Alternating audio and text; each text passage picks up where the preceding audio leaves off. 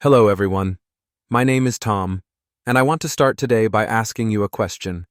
Have you ever felt invisible because of your English? 6 months ago, I was a 25-year-old software engineer in Colombia. I was great at coding. I could build complex systems, but I couldn't explain them in English. I had a dream, to work for a big tech company in the US. Finally, the day came.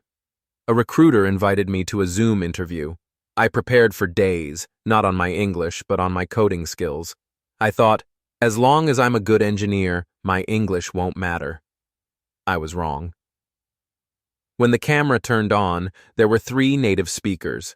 They smiled and asked, "So, Tom, tell us about a difficult technical challenge you solved recently." My brain froze. I knew the answer in Portuguese, but in English? Nothing. I started sweating. I said, project, many code, fixed it, good. The silence after I spoke felt like an eternity. I saw the interviewers exchange a look. I knew right then I had lost the job. Not because I wasn't a good engineer, but because I couldn't share my value. That night I cried. I felt ashamed, but that shame became my fuel.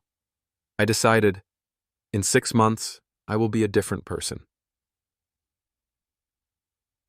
Why traditional classes fail?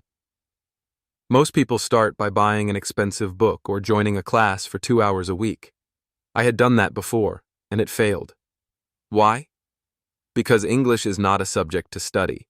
It is a skill to live. Think about a professional athlete or a musician. Do they study books about how to play piano for years before touching the keys?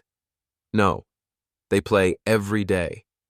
I realized I needed to stop being a student and start being a user. I needed a 6-month system that integrated English into my skin, my room, and my thoughts.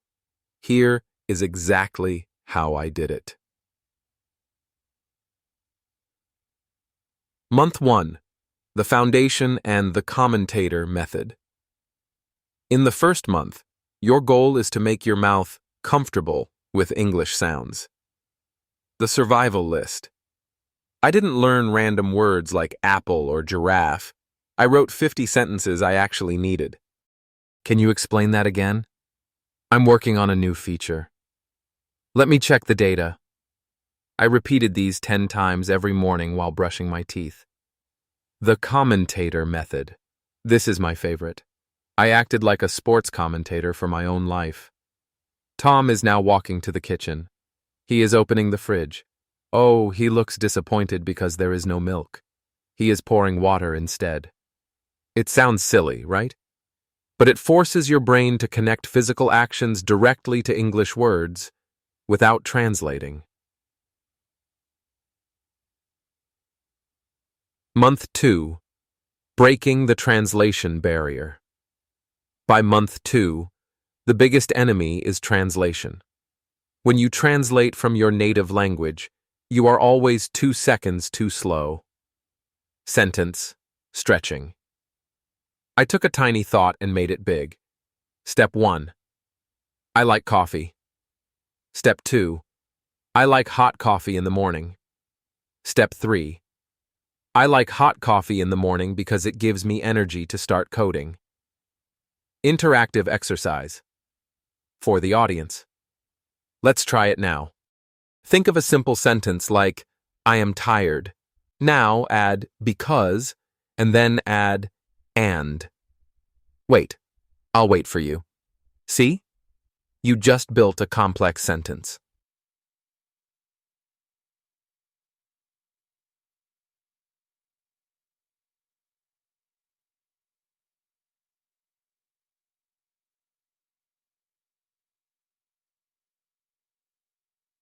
Month 3. The music of language and the cringe. Test. In the 3rd month, people started to understand me, but I sounded like a robot. I needed prosody, the music of English. The echo technique, shadowing. I found a YouTube channel I liked. I would play 10 seconds, pause, and mimic the speaker perfectly. Not just the words, but the emotion. If they sounded excited, I sounded excited. The cringe test. I recorded myself on my phone and listened back. It was painful. I hated my voice. But it showed me exactly where I was swallowing my words. If you can't hear your own mistakes, you can't fix them.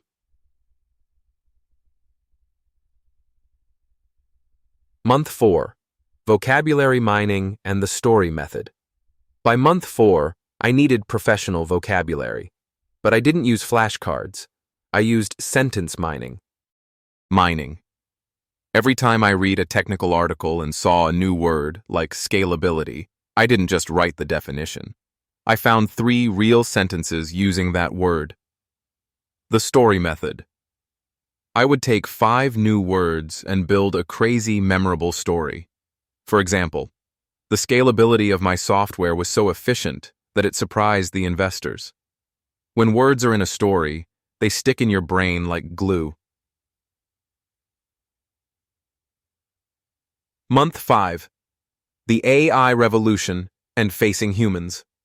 Month 5 was about confidence. I was still scared of people, so I used a secret weapon. AI mock interviews. I used voice mode on AI tools. I told the AI, "You are a harsh interviewer at Google. Ask me 5 difficult questions." I practiced this every night for an hour. It's a safe space to fail. The 10-topic cheat sheet. I prepared 10 topics I could talk about for 5 minutes each.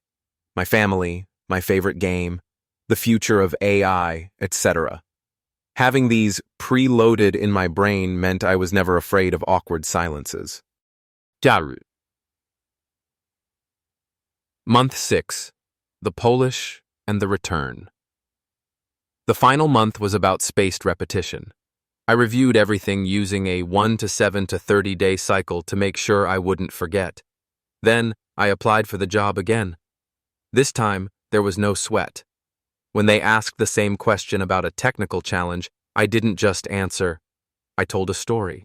I used emotion. I used pauses. I was in control.